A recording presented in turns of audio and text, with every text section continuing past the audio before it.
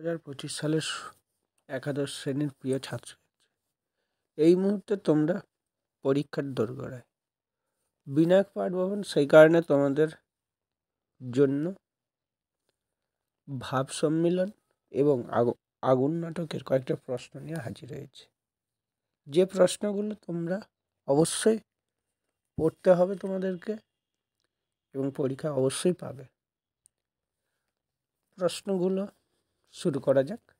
তবে তার আগে একটা ছোট্ট কথা, যদিও এই চ্যানেলে অর্থাৎ বিনায়ক পাঠভবন নতুন হও তাহলে অবশ্যই সাবস্ক্রাইব করবে, আর যদি পুরাতন হও আগে থেকে যুক্ত আছো তাহলে অবশ্যই বলবো সঙ্গে থেকো, পাশে থেকো।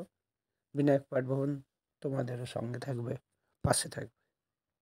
সময় নষ্ট না করে ভাব সম্মেলনের কয়েকটা প্রশ্ন,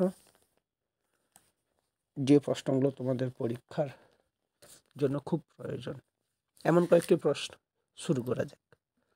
বিদ্যাপতির ভাব সম্মেলন পদে প্রেম ও মনস্তত্ত্বের যে পরিচয় ফুটে উঠেছে তা আলোচনা করো। পরের প্রশ্ন, ভাব সম্মেলন পদ রচনায় কবি বিদ্যাপতির কৃতিত্ব আলোচনা করো। পরের প্রশ্ন, ভাব সম্মেলন কাকে বলে? আলোচ্য পদটিতে রাধার আনন্দের যে চিত্র ফুটে উঠেছে তা নিজের ভাষায় আলোচনা করো। পরের প্রশ্ন, শীতের অরণি পিয়া গিরিশির বা বরিশার ছত্র পিয়া দরিয়ার না, তাৎপর্য আলোচনা করো। পরের প্রশ্ন, ভাব সম্মিলন বলতে কি বোঝো? বিদ্যাপতির ভাব সম্মিলন পদে রাধার কাল্পনিক মিলন চিত্রের ভাব কিভাবে ফুটে উঠেছে তা আলোচনা করো। পরের প্রশ্ন, বিদ্যাপতির ভাব সম্মিলন পদে রাধার হৃদয়ের যে অভিব্যক্তি ফুটে উঠেছে তা আলোচনা করো। এই কটা প্রশ্ন অবশ্যই করবে। এছাড়া যে কয়েকটা প্রশ্ন এই কবিতার ভাব সম্মিলনের যে কয়েকটা কবিতার লাইনগুলো বেশি করে একটু দেখে যাবে। তেমন লাইনগুলো হলো, সুজনক দুঃখ দিবস 2-4। সুজন কে? তার দুঃখের কারণ কি? তার দুঃখের অবসান কিভাবে ঘটেছিল আলোচনা কর। ভনয়ে বিদ্যাপতি শুনো বড় নারী। বড় নারী শব্দের অর্থ কি? বড় নারী শব্দের অর্থ কি এবং কাকে বড় নারী বলা হয়েছে, তাকে বড় নারী বলার কারণ কি? পরের প্রশ্ন, আঁচর ভরিয়া যদি মহানিধি পাই তব হাম প্রিয়া দূর দেশে না পাঠাই, তাৎপর্য আলোচনা করো। অথবা কোশ্চিনটা ঘুরিয়ে বলতে পারে, মহানিধির আক্ষরিক ও অন্তর্নিহিত অর্থ আলোচনা করো। পরের প্রশ্ন, ভনিতা কি? আলোচ্য কবিতায় কোথায় ভনিতার আভাস রয়েছে? পদকর্তার পরিচয় দাও। পরের প্রশ্ন, প্রিয়া মুখ দর্শনে তত সুখ ভেল, তাৎপর্য আলোচনা করো। পরের লাইন, চিরদিনে মাধব মন্দিরে মোর, কে কাকে মাধব বলেছেন তাৎপর্য আলোচনা করো। পরের প্রশ্ন, পাপ সুধাকরকে পাপী বলা হয়েছে কেন আলোচনা করো। পরের প্রশ্ন, তব হাম প্রিয়া দূর দেশে না পাঠায়, কে কাকে কথা বলেছে, কেন এ কথা বলেছে। অথবা উদ্ধৃতাংশটির তাৎপর্য আলোচনা করো।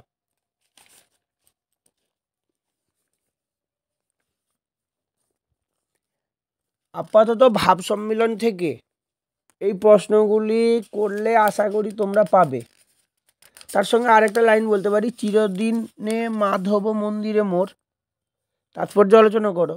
এই প্রশ্নটা কিন্তু খুব গুরুত্বপূর্ণ, অবশ্যই দেখে যেও। পরের প্রশ্ন, আগুন নাটকের কোশ্চিন আগে একটা ভিডিওতে দেওয়া হয়েছিল, কিন্তু তার মধ্যে এবার কয়েকদিন দেখা গেল যে আরও কয়েকটা প্রশ্ন আছে আগুন নাটক থেকে, অবশ্যই করে যাওয়া উচিত। যদি আগে থেকে এটা বলা আছে তাহলে তার দেখা আছে, তা তো ভালো। এছাড়া এগুলোর উপরে একটু বেশি করে জোর দিও।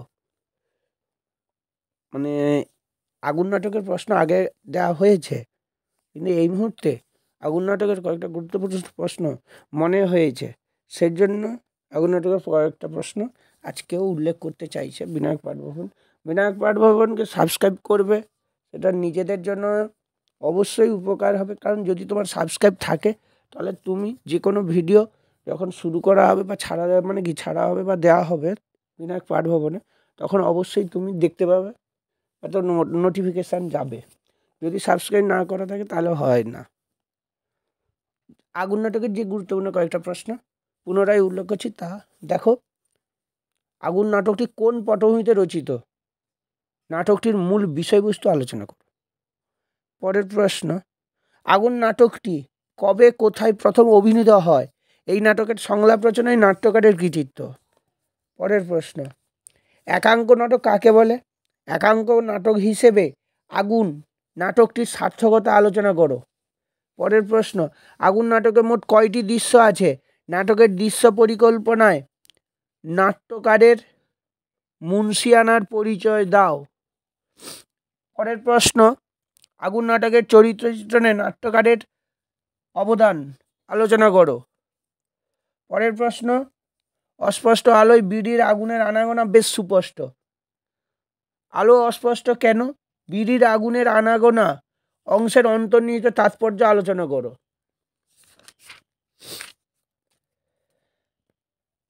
এখন সকালবেলায় তো আবার পেটে আগুন লেগে গেছে। পেটে আগুন লাগা বলতে কি বোঝানো হয়েছে? আবার কথাটি প্রয়োগের তাৎপর্য আলোচনা করো। পরের প্রশ্ন,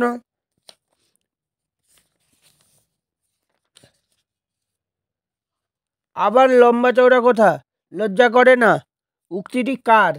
এখানে লম্বা চওড়া কথাটি কি? বক্তার এমন উক্তির কারণ কি?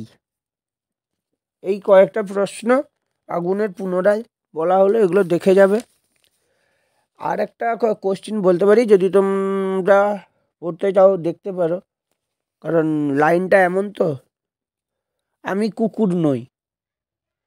কে কার উদ্দেশ্যে কোন প্রসঙ্গে এ কথা বলেছে? এ কথা বলার কারণ কি?